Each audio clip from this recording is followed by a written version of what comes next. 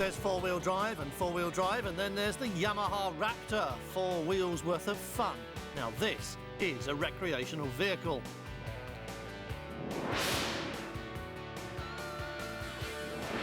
If you want or need something rather large and formal instead, then there's plenty of choice, including Volkswagen's new luxury saloon car.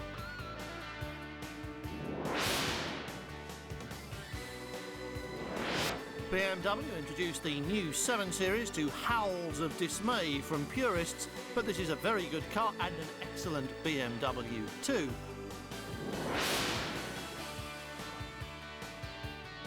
This is Wrexham in England, start ramp for the opening round of the British Rally Championship, and 1997 champion Mark Higgins makes a one-off return to the series in a factory-run Ford Focus. Right 5, okay. 70, right 3, cut. Repeat, right 5, okay. 70, right 3, cut. Put on that one 12. Then right 6 over crest. Then... Oh! What was that about? Come on! Come on! Higgins recovered and went on to win the event in a car which must have looked very familiar to team boss Malcolm Wilson.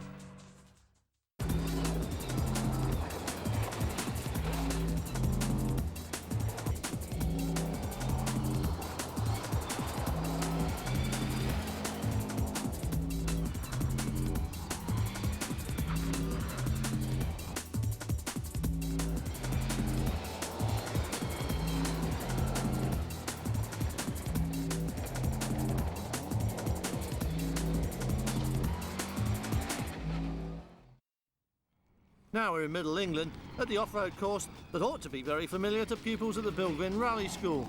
And Mark Higgins is here as well.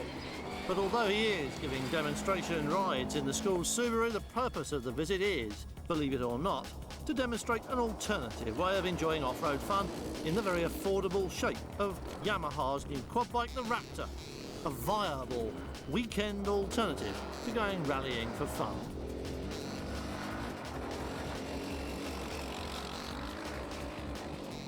Well, today we've got a day organised by Yamaha really, I think to try and show the similarities between a Raptor quad bike and a rally car.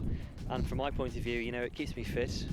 The driving aspect is very, very similar. You're chucking the bike around like you would a car. And after a day working hard, you know you've done something. Based on price alone, it looks like it could be a good way of spending the weekend. But of course the quad's a two-wheel drive machine, and there's a world of difference in technique, because there's a whole new element for car drivers to take account of: their own body weight. But once you've got used to the idea that you have to move around in the seat to make the best of the quad's abilities, it's easy, and as you can see, it's also very quick. The Raptor is pretty quick around here, to be honest, and we thought it would be on this particular type of road. The car we're using is not a full world rally car, for example, but you know, you've got a Raptor here which I think is around about sort of £5,000, and you're putting it up against rally cars which are worth, you know, 4 or 5 times that. So it's a very, very good bit of kit and a lot of fun. The Raptor certainly looks the part. Introduced at the end of last year, it may be carrying a name that's a little bit 90s, but there's nothing old-fashioned about its appearance or indeed its performance. Designed to operate at speed in rough terrain, it comes with lots of suspension travel, as you may have noticed with Mr. Higgins at the controls. Lots and lots of travel, with double wishbones at the front and a rear swing arm like a proper motorcycle. On top of that is the 660cc 4-stroke engine. Think how quick a two-wheel 600 is, and you'll understand at once how much power is available to the chunky Raptor rubber. And think then that it weighs in at under 400 pounds. All you need to add is your own modest 10 stone or so, and it clearly enjoys a power to weight ratio that's worth having.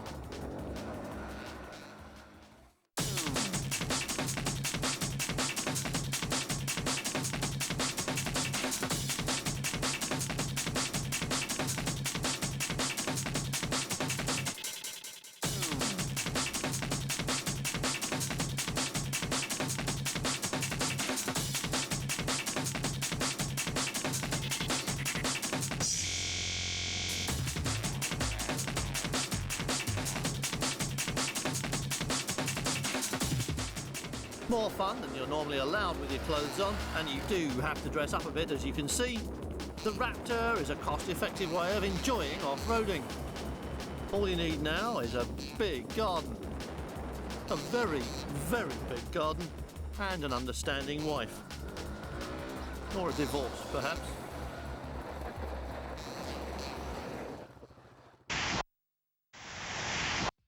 The fastest growing market area is for small cars, and if you need any proof, then the vertical sales graph round at Mini should be good enough.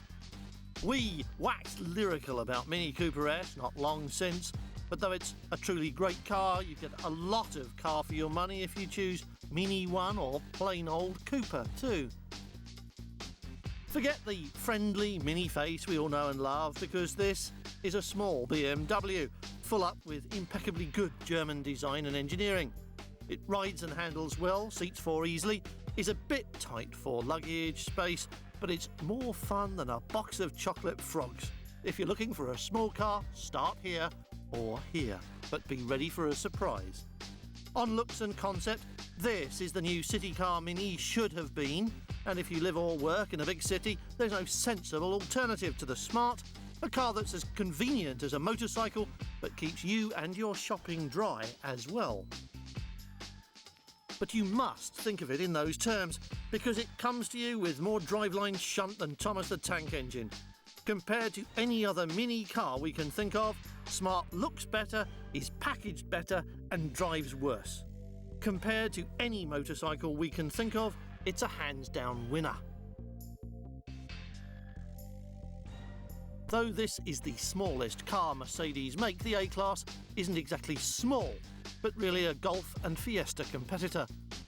The success of its design can be measured in the shape of the new Fiesta and the rumoured similarity of the upcoming Golf replacement. But sales figures are a different story, and Volkswagen outsells Mercedes by more than 2 to 1 in Europe, so maybe there's a pricing lesson to be learned there.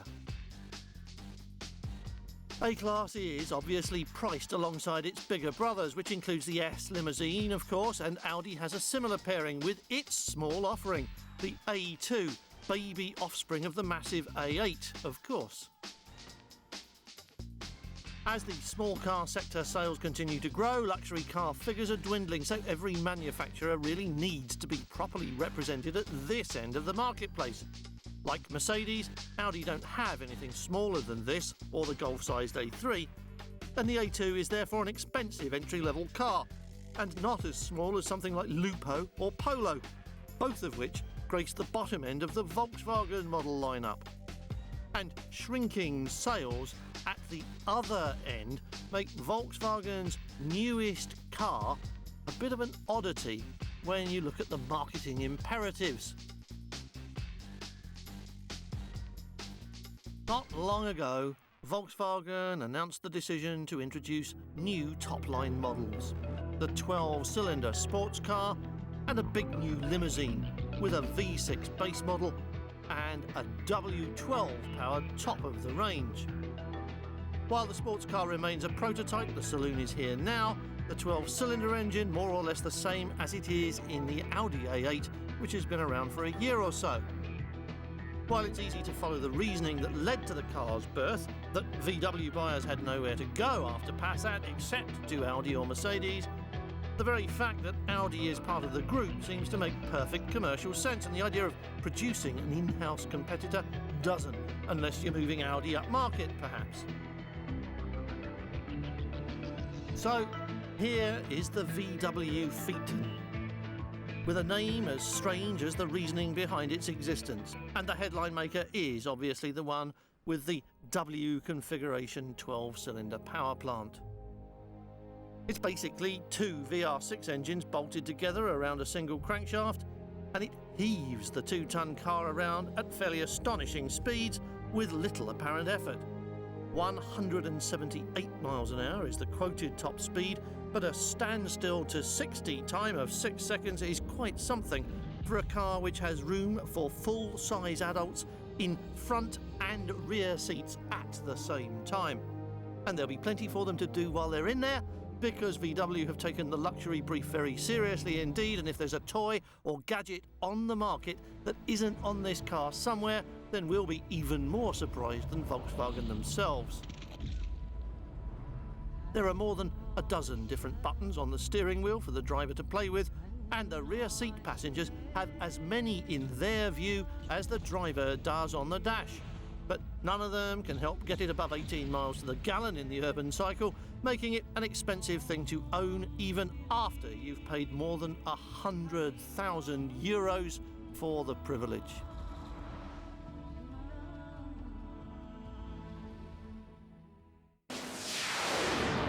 The VW takes on its Audi stablemate as well as the segment-leading S-Class and of course the new and very high-tech 7 Series BMW.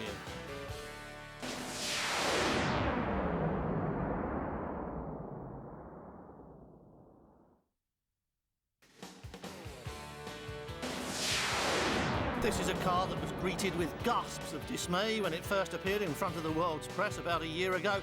But who's gasping now? There was never anything wrong with the new 7, but it created an outcry simply because it's a BMW 7 Series and it doesn't look like the previous 7 Series or anything like any other kind of BMW, come to that. It may be an odd way to introduce BMW's new design language for the next few years. Generally, it's considered safer to start with something smaller and cheaper instead of right up here in the stratosphere with a car that had such an illustrious predecessor and has to compete against the S-Class Mercedes. But it's built for the job. Not just bigger than its predecessor, it's bigger than the Mercedes as well, in virtually every dimension. Wheelbase, width and height have all grown substantially, yet the new shape conceals its size well, and its weight, because it's inevitably heavier as well. Like the big Merc, this is a car designed for you to be driven in rather than drive, and quite frankly, we think you should employ a crew of 2 for the front seat duties, and we'll explain that in a minute. But first, the most important new BMW for 10 years at least introduces a spark of creative ingenuity and individuality, which will also be the styling cue from which the rest of the range will draw in coming seasons. Gone are the straight edges and the clear-cut swage lines, gone the angular rectitude of BMW design. Instead, you've got a car with soft curves and rounded edges, new-look headlights and uncharacteristically heavy boot lid, and a curving roofline. This is dangerous stuff for BMW, all right, and you don't know the half of it yet. BMW would much rather talk about what you can't see than what you can, and no wonder. Once you get over the shock of a BMW that doesn't look like a BMW and start to think about what it really is, you'll be amazed. Because this car is not just radical on the outside, but even more so on the inside. The most advanced car BMW have ever made, probably the most advanced anyone has ever made. It's loaded with more gadgets than Batman, and generally speaking, they're outstandingly and unquestionably effective. Although, that's probably not the first thing you notice when you get in. The first thing you notice is that the dashboard isn't from a BMW, but has been borrowed from some other car. At least, that's the impression, because as surely as the designers swept away the friendly exterior face of the Beamer family, they have also discarded the smooth, precise perfection of its dashboard ergonomics and replaced them with this curving and more emotional layout. The heart and brain indeed of the 7 is an onboard computer system which BMW calls iDrive, and which deals with virtually every function of which the car is capable. It sounds complex, but it's really very simple. So simple that a child of 5 can work it, and with a bit of luck, there'll be one along in a minute to give you a hand. Its interface with humanity, the control you use to make it work, is a rotary switch, a bit like one of those ball-type mice, which scrolls through a series of menus and then feeds you into a series of sub-menus and controls that operate everything. And that's a lot, because the 7 Series version of everything is a much longer list than anybody else's. Radically, that rotary control sits where the shift lever used to, which highlights the fact that a shift lever is no longer necessary. The 7 is only available as an automatic, a world first 6-speed automatic gearbox in a car, in fact, and it's operated by a steering column lever that does forwards, backwards and park, plus buttons on the steering wheel if you suddenly come over all Tiptronic, as well you might. As you just saw, the ignition key is electronic too. Push it in to fire up all the gizmos and then start or stop the engine with the button. The key is a sort of plastic matchbox which not only lets you in and switches on, but remembers who you are and where you have your seat, your mirrors, your steering wheel, aircon, didum-didum, and the 7 adjusts everything to suit you as soon as you plug the smart key in. And there's more high-tech good news under the bonnet as well, including a new 4.4-litre V8 that's more powerful and more economical than the 5-litre V12 it replaces. With all the tricks, from variable valve timing to continuously variable induction length, you're looking at more than 300 horsepower, plus better fuel consumption, plus a dramatically quick sprint through 100 kilometres an hour in 6 seconds, all the way to a chip-limited 155 mile an hour top speed. But the big question, what's it like to drive? If the answer isn't along the lines of marvellous or brilliant, then BMW are in trouble and their ugly duckling will just have to stay like that and never be a swan. Of course, it's hard to imagine BMW making a car with dynamic qualities that are anything short of excellent, but in this market and at this price, excellent might not be good enough. There are some very clever tricks in the suspension department though, including electronically controlled anti-roll bars that keep the body virtually flat in corners and over bumps, while the actual suspension gets on with gripping the road while isolating you from the physical sensation of all the bumps and ripples. In this high comfort setting, the chassis is the equal of the S-Class, although if you forget yourself and try to push it a bit harder, then it tends to push the front end quite a bit wide, but a big bit wide as it happens. But you don't have to keep it on the chauffeur setting all the time.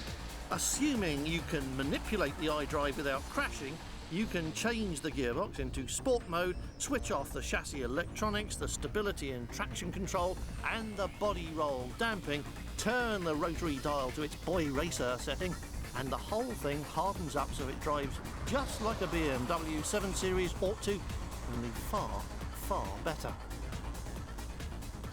Of course, you may find it easier to pull over and change the iDrive setting in safety. And if so, then that's indicative of one of 2 conditions. 1, you're a computer illiterate oldie and your opinions don't count since you will be dead soon anyway. Or 2, you're English. Yes, English. Or Japanese or Malaysian or Australian. Either way, you're in a right-hand drive car operating the iDrive controller with your left hand. And unless you happen to be in the left-handed minority, that's just not natural. You work your desk mouse with your right hand and your interface with the car is being impeded by the mental effort and lack of dexterity involved in using your left hand for this one. So, even your chauffeur may find it helpful to have an apprentice along to operate the electronics for him. That aside, we have to say that this is an impressive and excellent piece of kit and sets new standards for everyone else to follow. And yes, that does mean Mercedes too. The new 7 is a car with a mission. It's the latest weapon in that continued rivalry between BMW and Mercedes, and it's aimed straight at the S-Class flagship, tasked with supplanting it as the best luxury saloon car in the world, and it's priced head-on against its rival. A little bit above it in some places, which makes it top of the class already, if only financially. And if you're still puzzled by Volkswagen's determination to have a car in every segment of the market, all the way up to full-on luxury limousine, then it may be of some interest to know they're not alone in envying Mercedes its S-Class flagship. Here's another one, and though it's nowhere near as committed to the arena as the VW, it does represent a show of interest from another car maker. The C6, first shown at Geneva 2 years ago, was a classic example of what the industry calls dream cars. It's a styling exercise, pure and simple, intended to give the designers a free hand in expressing their ideas, and shows what a top-of-the-line Citroën might look like in a few years' time. It's also a marketing exercise, designed to recapture the glory days of the early 30s, when the C6 was the glamorous top-of-the-range Citroën, and no celeb in Paris could be seen in anything else. But this is just a styling exercise in the original meaning of the words, though the research tools employed to evaluate response to this will be more sophisticated than those used by someone like Bill Mitchell. While head of design at Chevrolet in the heyday of over-the-top dream cars, Mitchell's opinion former was a simple test. Drive it past a schoolyard, he said, and if the kids don't whistle, back to the drawing board. But of course, a flagship saloon car these days has a far more serious purpose and involves huge amounts of investment, plus marketing clinics right, left and centre. And it's hard to avoid the feeling that this elegant vehicle would never get past Clinic 1. If the 7 Series was too radical because it had different headlights and a funny boot lid, what on earth will they make of this?